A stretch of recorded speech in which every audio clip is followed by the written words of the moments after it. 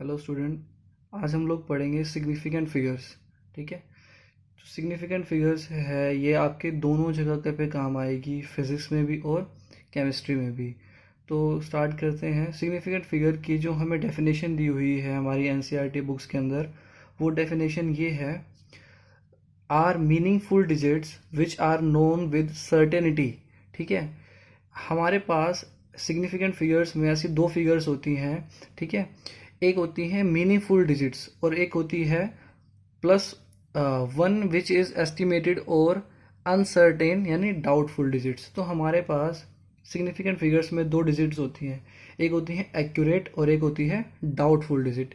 तो डेफिनेशन वगैरह ऐसी कोई याद करने की आपको ज़रूरत नहीं है। जैसे जैसे आप लोग पढ़ते जाओगे, जब आप लोग एरर्स पढ़ोगे तो आपको और क्लियर होगा कि एक्चुअली में हम सिग्निफिकेंट फिगर्स को लेते क्यों हैं और डाउटफुल फिगर्स होती क्या है, वहाँ पे आपको पूरी तरीके से जस्टिफाई हो जाएगा। लेकिन यहाँ पर हम लोग ये देखते हैं कि सिग्निफिकेंट फिगर्स को हम लोग काउंट कैसे करते हैं और उसके रूल्स क्या क्या हैं। ठीक है, तो जैसे कि मेरे पास ये 28.6 लिखा है। जो 28 है ये एक एक्यूरेट नंबर है। ये एक एक्यूरेट नंबर कैसे है? मान लो जैसे आप स्केल से कोई एक लाइन नापते हो, तो स्केल पर आपने कहीं पर जो फर्स्ट पॉइंट था वो 28 जो था वो आपने बिल्कुल एक्यूरेट लिया। उसके बाद में जब आप 6 डिजिट को आगे काउंट करते हो, जो लीस्ट काउंट करते हो, उसमें ऐसा जरूरी नहीं है कि वो बिल्कुल 6 पर आए। ऐसा हो सकता है कि वो 6 से थोड़ा सा पीछे आ रहा हो या 6 से बिल्कुल आगे आ रहा हो, या हो सकता है बिल्कुल 6 पे भी आ रहा हो। ठीक है, लेकिन वो एक डाउटफुल डिजिट रहती है। एक डाउटफुल डिजिट को हम लोग, तो इस पूरे तरीके से यहाँ पर हम लोग सिग्निफिकेंट फिगर को फाइंड आउट करते हैं। तो सबसे पहला जो रूल है हमारा यहाँ पर वो ये है कि all non zero digits are significant.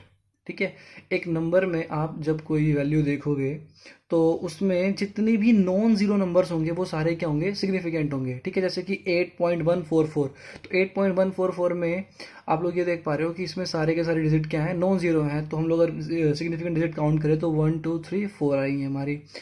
69.72 में भी सारे नॉन ज़ीरोज़ हैं, तो हमारे कितनी डिजिट आएंगी? 4।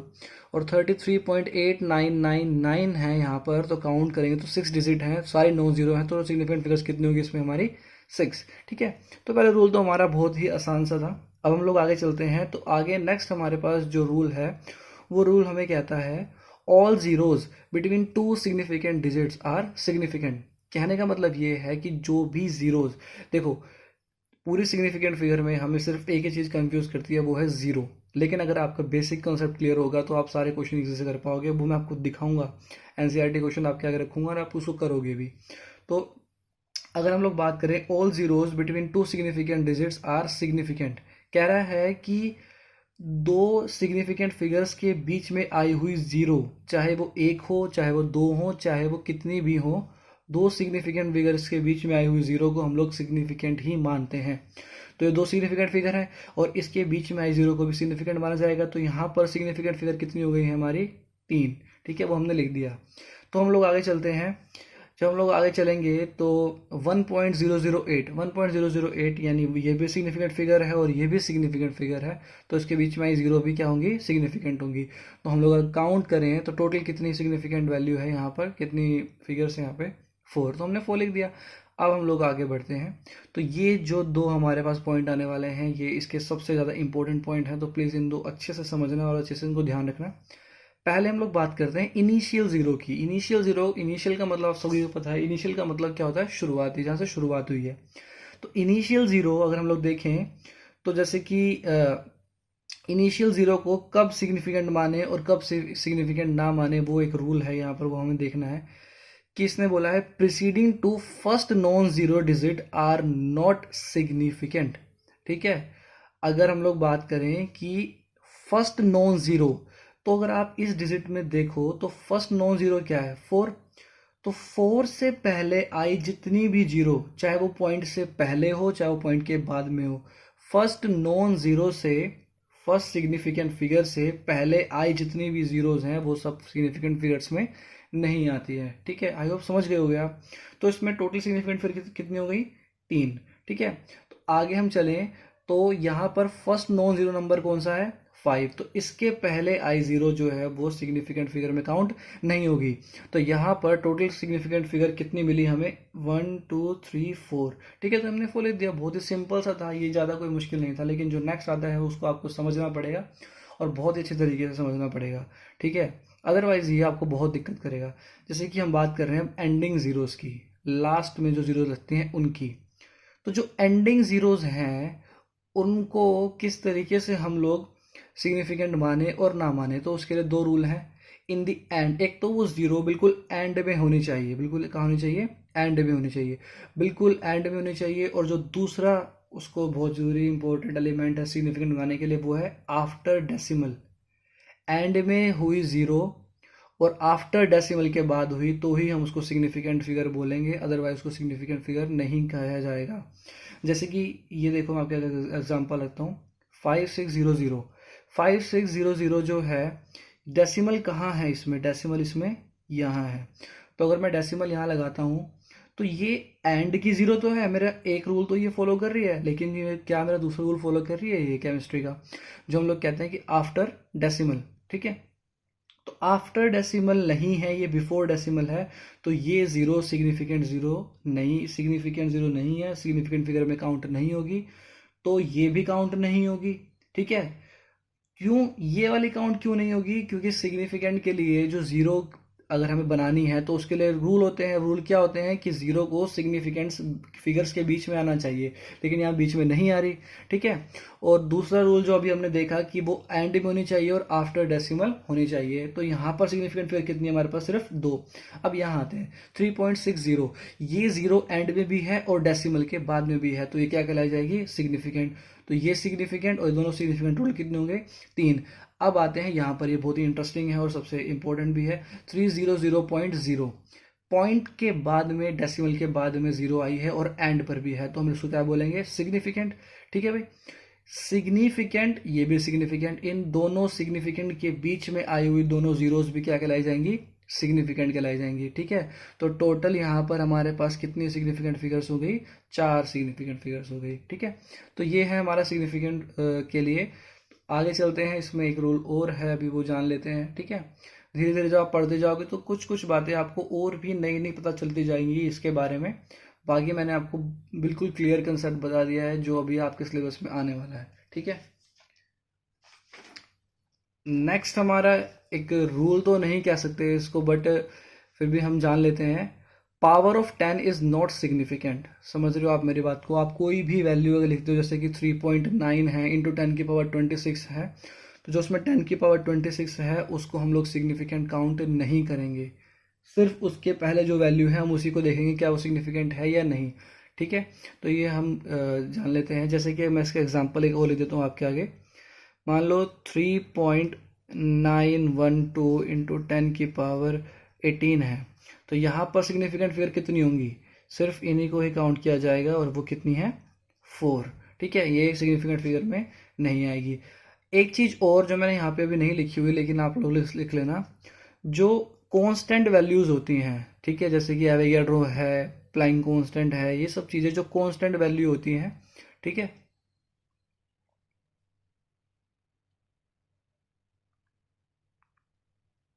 जो कांस्टेंट वैल्यूज होती हैं आपकी, जैसे कि एवोगैड्रो नंबर है जो कि एन ए होता है, एवोगैड्रो नंबर को कई बार ऐसे लिख देते हैं, तो 6.023 इंटू 10 की पावर 23, ये हमारा एवोगैड्रो नंबर है। ये जो एवोगैड्रो नंबर है ये कांस्टेंट नंबर है।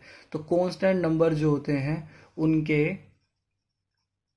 उनके अंदर इनफाइनाइट जो होते हैं वो सिग्निफिकेंट वैल्यूज होती हैं, सिग्निफिकेंट नंबर्स होते हैं उनके अंदर, ठीक है। धीरे धीरे ये भी आगे पढ़ेंगे। फिलहाल हम लोग देखते हैं कि हमने अभी तक कितना जाना है इसके बारे में, ठीक है, कितना पहचाना है इसके बारे में। तो जब हम लोग आगे देखते हैं तो मैं आपके आगे क्वेश्चन आंसर ले आया हूँ एनसीईआरटी के, क्योंकि आपको पता चलना चाहिए कि हमने सिग्निफिकेंट से क्या सीखा है। तो एक बार आप रूल दोहरा लीजिएगा वीडियो को पॉज करके और फिर इसको करने की कोशिश करिएगा, बाकी मैं आपके आगे कर देता हूँ एक बार। तो एनसीईआरटी का फिजिक्स का सेकंड चैप्टर का 10th क्वेश्चन है ये, जिसमें उसने हमें बोला है कि इनको सिग्निफिकेंट फिगर में बताओ, ठीक है। तो पहले उसने दिया है 0.007, तो ये इनिशियल नॉन जीरो नंबर है, इसके पहले आई काउंट नहीं होती हैं, तो सिर्फ ये काउंट होगा यानी 1। आगे चलते हैं 2.64 10 की पावर 4, 10 की पावर 4 को छोड़ दो, ये बताया मैंने ऊपर, तो 2.64 यानी कितनी होगी उसके अंदर, 3, ठीक है। 0.2370, ये जीरो काउंट होगी क्योंकि डेसिमल के बाद में भी और एंड में भी है, तो 1 2 3 4 ये वाली जीरो काउंट नहीं होगी क्योंकि ये नॉन जीरो जो नंबर है उसके पहले आ रही है। तो कितनी हो जाएंगी यहाँ पे 1 2 3 4, इन्होंने 4 लिख दिया। ठीक है, बस ऐसे सिंपल सा है। आगे चलें, 6.320, तो 6.320 में यहाँ पर क्या बोलेंगे कि ये जो जीरो है ये एंड में भी है और डेसिमल के बाद में भी है, तो इसको हम लोग काउंट करेंगे। तो इसको हमने काउंट करा तो 1 2 3 4 4 लिख दिया। ठीक है, 6.032, तो ये जीरो बीच में है, दो सिग्निफिकेंट फिगर के, तो ये भी काउंट होगी, तो टोटल कितनी हो जाएंगी 4। ठीक है, 0.00 इनिशियल नॉन जीरो यहाँ शुरू, तो ये जीरोस काउंट नहीं होंगी, तो 6032 हमारे पास कितनी टोटल सिग्निफिकेंट फिगर है यहाँ पर 4। उसी तरीके से अगला क्वेश्चन भी है, इसको आप करने की कोशिश करना, आंसर मैंने लिखे हुए हैं। ठीक है, तो हम लोग आगे चलते हैं हमारे टॉपिक में, फिर भी एक बार ये देख लेते हैं। ये तीनों जीरो काउंट नहीं होंगी तो दो ये काउंट होंगे तो 2 आएगा। 208 ये जीरो काउंट होगी, दोनों किसके बीच में है, सिग्निफिकेंट फिगर के बीच में, तो 3 आ जाएगा। ये दोनों जीरो काउंट होंगे तो 4 आ जाएगा। ये यहाँ पर मैंने कोमा लगा रखा है, इसको ध्यान देना, गलती मत करना, ये पॉइंट नहीं है, ये कोमा है। तो कोमा है, पॉइंट कहाँ है, यहाँ है, डेसिमल कहाँ है, यहाँ है, तो डेसिमल यहाँ है, तो ये उसके पहले आ रही हैं, तो डेसिमल से पहले आने वाली जीरोस भी काउंट नहीं होती हैं।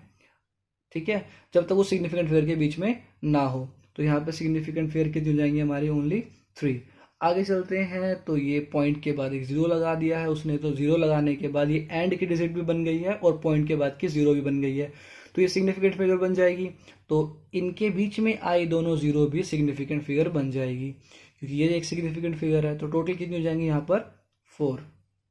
वैसे ही ये दोनों जीरो भी काउंट होंगी और बाकी नंबर तो काउंट होंगे ही, तो कितना हो जाएगा यहाँ पर 5। ठीक है, तो अब हमारे पास एक और चीज़ आती है विच इज़ राउंड ऑफ। ठीक है, थोड़ा सा है ऐसा बच्चों वाला खेल है राउंड ऑफ करना, लेकिन बहुत बड़े बड़े क्वेश्चंस में ये हमें उलझा देता है। तो ठीक है, राउंड ऑफ करना स्टार्ट करते हैं।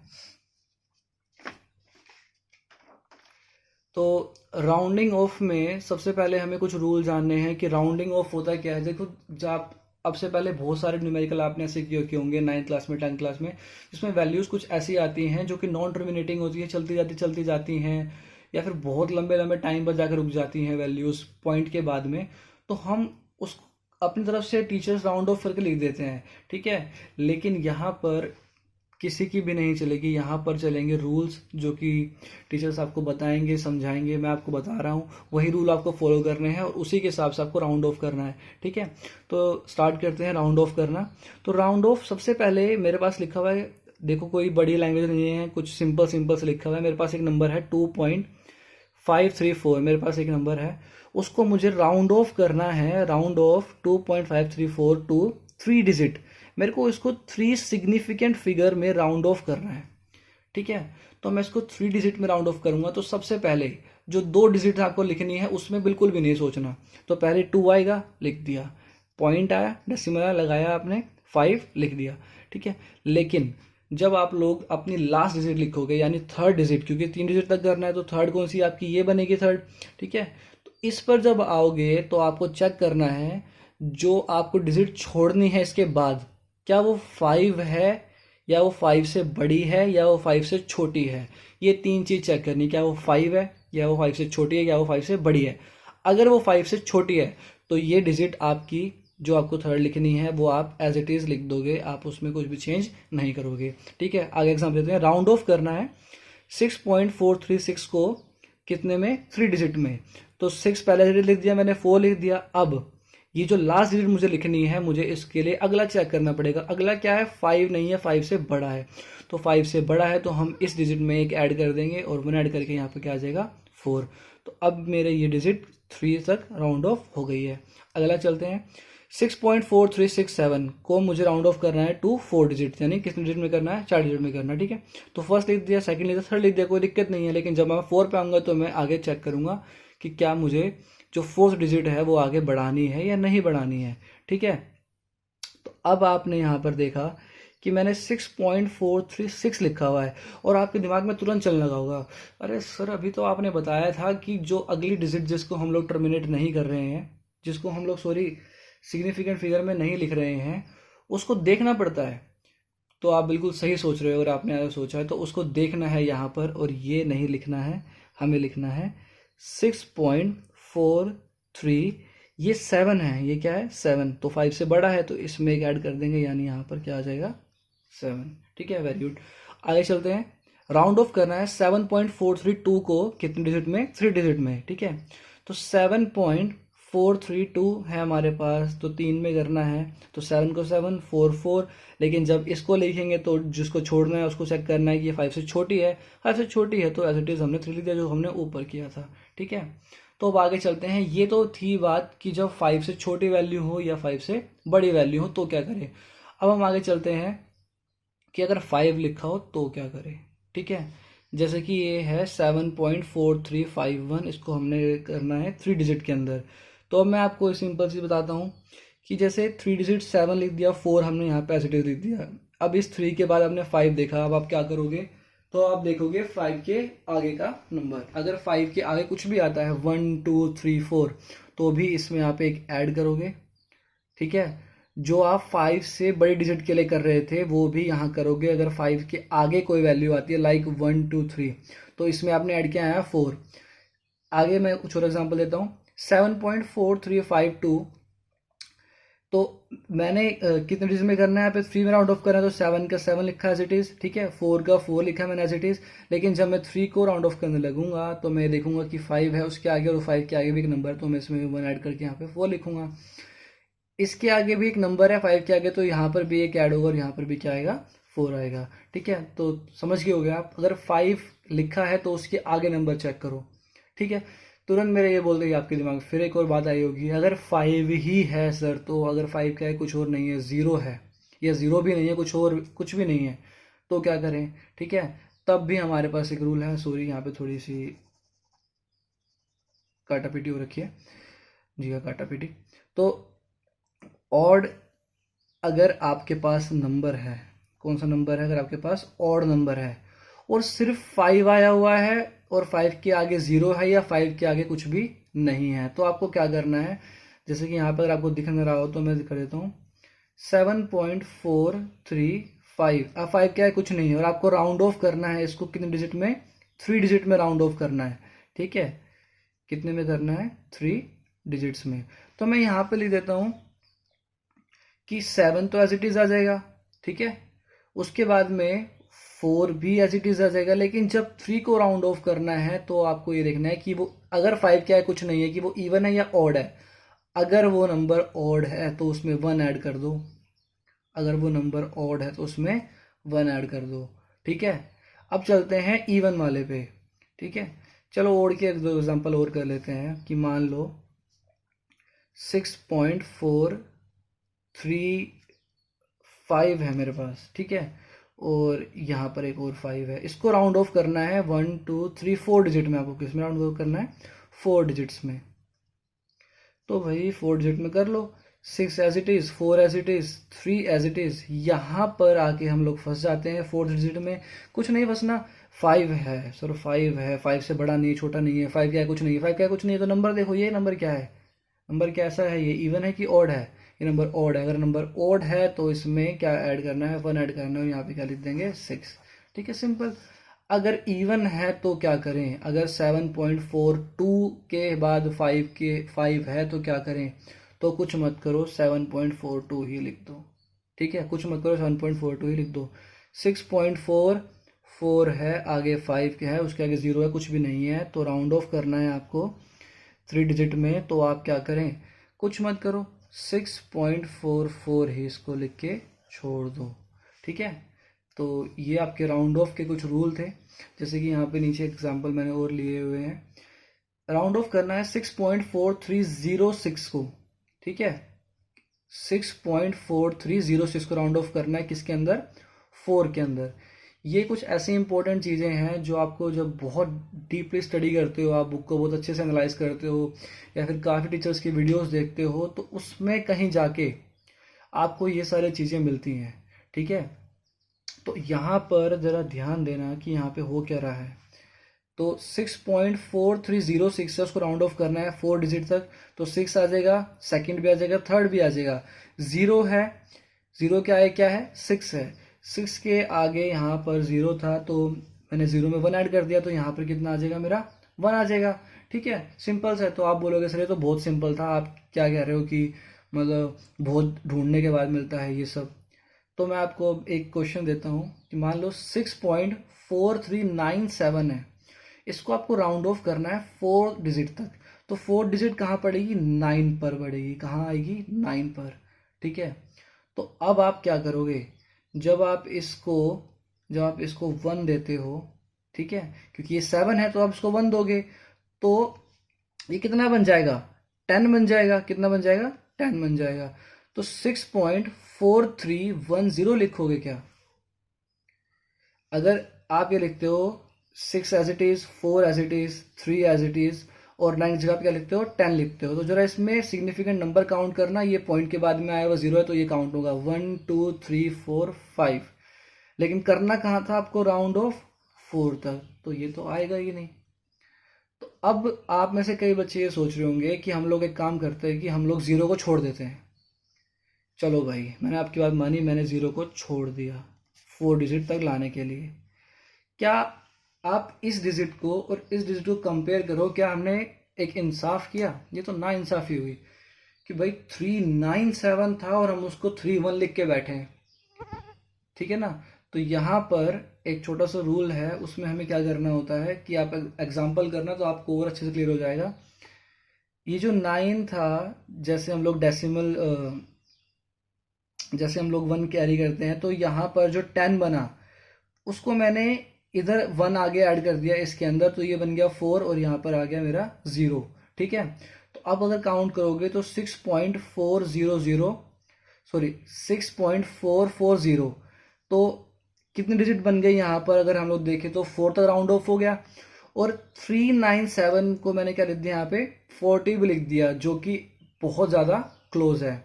ठीक है, तो इसका मैं आपको एक और एग्जांपल दे देता हूँ कि मान लीजिए मैंने ले लिया 6.439, मैंने इसको यहाँ पर ले लिया। ठीक है, इधर एक और नंबर लिख लेते हैं, 6 लिख लेते हैं। इसको आपको राउंड ऑफ करना है 1 2 3 4 में। ठीक है, कहाँ पे राउंड करना है, 1 4 के अंदर। तो 6 आप एज इट इज लिख दोगे, 4 लिख दोगे, यहाँ पर आके आपको दिक्कत हो जाएगी क्योंकि 9 के आगे 6 है तो एक बड़ा, तो 10 आएगा। तो 10 जब आएगा तो लास्ट में इस वाले नंबर पे आप एक और ऐड कर दीजिए, यहाँ कितना बन जाएगा, 4, और क्या 10 का क्या आ जाएगा यहाँ पर, 0। तो आप देख पा रहे हैं कि ये डिजिट इस डिजिट के ज़्यादा क्लोज है इस वाली डिजिट से, दोनों डिजिट से। ठीक है, तो हम लोग इसमें ये वाला रूल अपनाते हैं। अब हम लोग आगे चलते हैं, तो इसके बाद में हमारे पास आते हैं कि हम सिग्निफिकेंट नंबर्स को ऐड सब्ट्रैक्ट कैसे करें, और सिग्निफिकेंट नंबर को जो है मल्टीप्लिकेशन और डिवीजन किस तरीके से उसकी की जाए। तो उसके भी सिंपल से रूल हैं, वो मैं आपके आगे रख देता हूँ, अभी समझा देता हूँ आपको। तो सबसे पहले हमारे पास क्या है, एडिशन और सब्ट्रैक्शन। ठीक है, तो सब्ट्रैक्शन और एडिशन जो है उसमें ज़्यादा आपको कुछ नहीं करना है, मैं आपको समझा देता हूँ कि किस तरीके से होगा। मान लीजिए कि हमारे पास 3 नंबर हैं, 3.46, 1.28 और 2.4। मैं इनको ऐड कर रहा हूँ। ठीक है, मैं इनको ऐड करा तो आया 14 4, यहाँ पे 1 हुआ, तो यहाँ पे आया 11 1 हुआ, यहाँ पे आया 4 5 और 2 7, तो ये आया 7.14।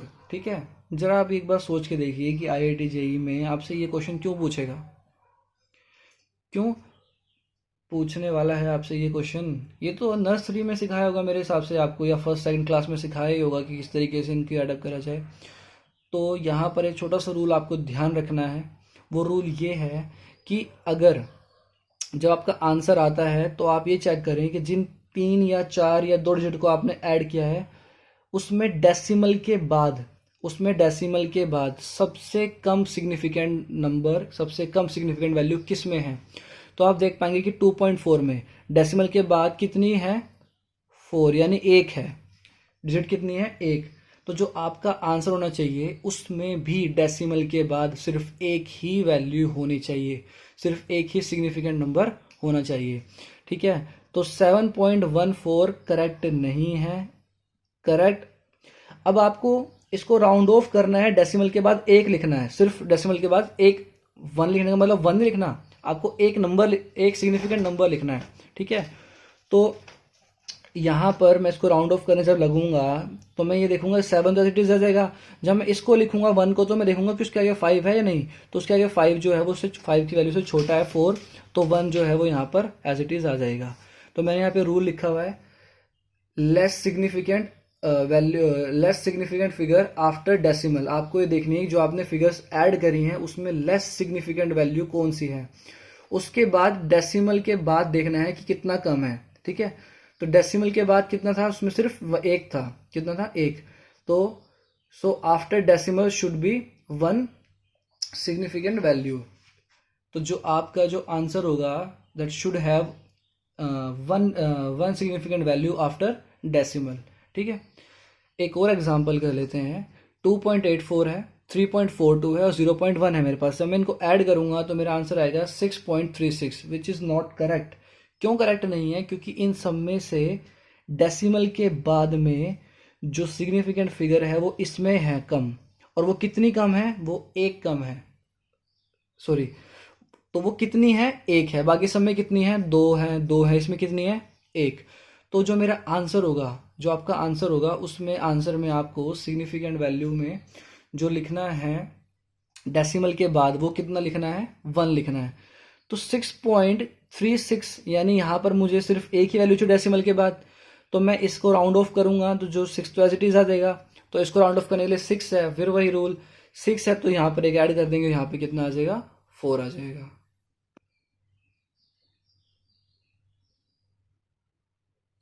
तो ये हमने देखा था एडिशन, और सब्ट्रैक्शन भी इसी तरीके से होगा, आप ट्राई करना, ठीक है। हम लोग आगे चलते हैं मल्टीप्लिकेशन पे और डिवीज़न पे। तो मल्टीप्लिकेशन और डिवीज़न जो है उसमें ऊपर वाला रूल थोड़ा सा चेंज आएगा। जैसे कि आप लोग 2 डिजिट को मल्टीप्लाई कर रहे हो 1.9 इंटू 0.3, जो आपने इसको मल्टीप्लाई करा तो आपका आंसर आया 0.57, ठीक है। वो आंसर करेक्ट नहीं है सिग्निफिकेंट वैल्यूज़ के हिसाब से। आपको यहाँ पर ये देखना है कि इन दोनों में से सबसे कम सिग्निफिकेंट फिगर किसके पास है, ठीक है। तो वो किसके पास है, इसके पास, वो कितनी है, 1, और इसके पास कितनी है, 2। ऊपर हम लोग ये देख रहे थे एडिशन में कि डेसिमल के बाद सबसे कम जो सिग्निफिकेंट वैल्यू है वो किसके पास है। यहाँ पे हम डेसिमल के बाद नहीं देखेंगे, यहाँ पर हम सिर्फ इतना देखेंगे कि सबसे कम जो वैल्यू है वो किसके पास है, चाहे वो डेसिमल से पहले की हो चाहे वो डेसिमल के बाद की हो। तो यहाँ पर 0.3 जो है उसमें सिग्निफिकेंट वैल्यूज कितनी है, 1। तो जो हमारा आंसर आएगा उसके अंदर भी सिग्निफिकेंट वैल्यू जो है वो सिर्फ एक ही होनी चाहिए, ठीक है। यहाँ पर कितनी है, 2, तो हम इसको राउंड ऑफ करेंगे 1 तक, तो 0 पॉइंट एज इट इज आ जाएगा। 5 है, उसके आगे क्या है, 7, तो 7 5 से बड़ा होता है तो ये 5 में कितना ऐड हो जाएगा, 1 ऐड हो जाएगा, और यहाँ पर आंसर कितना आ जाएगा, 6।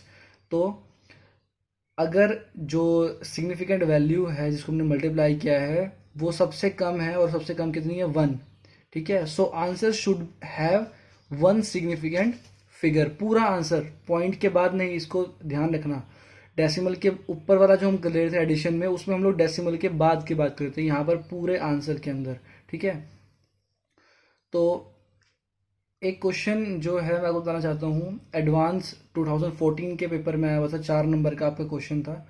उस क्वेश्चन में ये बोला गया था कि आपके पास एवोगैड्रो नंबर है, आपके पास बोल्ट्जमैन कांस्टेंट है। बोल्ट्जमैन कांस्टेंट आप आगे पढ़ोगे कि ये क्या होता है, अभी फिलहाल ध्यान में दो। उसकी वैल्यू ये है, एवोगैड्रो नंबर भी पता है 6.023 10 की पावर -23, और बोल्ट्जमैन कांस्टेंट की होती है 1.380 × 10 की पावर 23। पूछा गया था how many significant values in universal gas constant.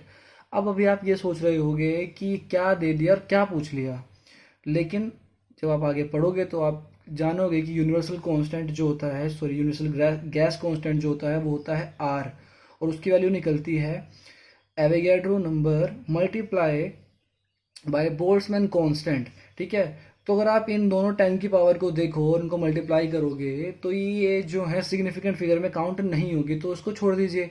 अब आप मल्टीप्लाई किनका करोगे आपस में, 6.023 इंटू 1.380 का। दोनों में से सबसे कम सिग्निफिकेंट फिगर किसके पास है? दोनों के पास बराबर है, इसके पास भी 4 है और इसके पास भी 4 है। तो जब आप मल्टीप्लाई करोगे तो जो आपका आंसर आएगा उसमें टोटल सिग्निफिकेंट फिगर कितनी होंगी? सिर्फ 4 होंगी, क्योंकि हमने डिवीजन मल्टीप्लिकेशन में अभी ये रूल देखा है कि जिसमें लेस सिग्निफिकेंट फिगर होती है उतनी ही सिग्निफिकेंट फिगर हमारे आंसर में भी होती हैं। तो आपसे ये नहीं पूछा गया था कि वैल्यू निकाल के दिखाओ, आपसे पूछा गया था कि कितनी सिग्निफिकेंट वैल्यूज होंगी। तो कितनी सिग्निफिकेंट वैल्यू होंगी? 4, क्योंकि इसमें भी 4 है और इसमें भी 4 है, तो मिनिमम कितनी हो गई? 4। तो जो आंसर आएगा उसमें भी आपको कितनी सिग्निफिकेंट वैल्यू लिखनी है? 4। ठीक है, तो ये आपका 2014 में एडवांस के पेपर में आया हुआ क्वेश्चन है, 4 नंबर का ये क्वेश्चन था। ठीक है, कैलकुलेशन करने की जरूरत नहीं है, आप सिर्फ इतना देखो कि अगर आपसे सिग्निफिकेंट वैल्यू पूछी जा रही है कि सिग्निफिकेंट वैल्यूज कितनी होंगी, ठीक है, तो आप ये देखो कि आप जिन भी चीज़ों को मल्टीप्लाई कर रहे हो, चाहे वो 4 है चाहे वो 5 है, अलग अलग नंबर से उनको मल्टीप्लाई कर रहे हो, तो सबसे कम सिग्निफिकेंट जो हमारे फिगर्स हैं वो जिसमें होंगी उतनी ही सिग्निफिकेंट फिगर्स हमें आंसर में भी लिखनी होंगी। ठीक है, एक डिवीजन का क्वेश्चन भी देख लेते हैं हम लोग। डिवीजन में जैसे हमारे पास है, मैंने डिवाइड किया 46.48 को मैंने डिवाइड किया किससे? 12 से। तो जब मैं डिवाइड करूंगा तो मेरा आंसर आएगा 3.873333। ठीक है, तो अगर मैं इसको लेता हूँ इनकरेक्ट होगा, करेक्ट नहीं होगा, तो हमें यहाँ पर भी ये देखना है कि इन दोनों वैल्यू में से लेस सिग्निफिकेंट वैल्यूज किसके पास है? वो किसके पास है? 2 के पास है। तो लेस सिग्निफिकेंट वैल्यू 12 के पास है, वो कितनी है? 2 है। तो जो आंसर होगा उसके अंदर भी सिग्निफिकेंट वैल्यू जो है वो कितनी होंगी? 2 होंगी। ठीक है, तो अगर मैं इसको राउंड ऑफ करूं 2 सिग्निफिकेंट वैल्यू तक, क्योंकि मुझे कितनी सिग्निफिकेंट वैल्यू लिखनी है मेरे आंसर में? सिर्फ 2। तो 3 मैं लिख सकता हूं पहले एज इट इज, उसके बाद में क्या मैं 0.8 लिखूंगा, क्या मैं 0.9 लिखूंगा?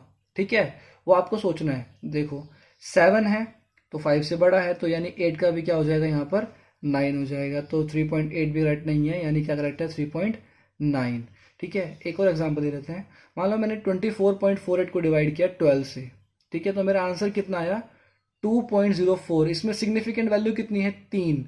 लेकिन इन दोनों वैल्यूज में सबसे कम सिग्निफिकेंट वैल्यू किसके पास है? इसके पास। वो कितनी है? 2। तो मुझे आंसर कितनी सिग्निफिकेंट वैल्यूज के अंदर देना है? 2 सिग्निफिकेंट वैल्यूज के अंदर देना है। तो 0 में क्या मैं 1 ऐड करूंगा? आगे क्या है? 4। 5 से छोटा तो ऐड नहीं करूंगा, तो क्या बनेगा? 2.0। अब ये मैं सोचना कि ये 0 ना, तो यहाँ 2 सिग्निफिकेंट वैल्यू नहीं बनी। देखो पॉइंट के बाद में 0 आ रहा है और एंडिंग 0 भी है, तो यहाँ पर टोटल कितनी सिग्निफिकेंट वैल्यू बन गई हमारी? 2। ठीक है,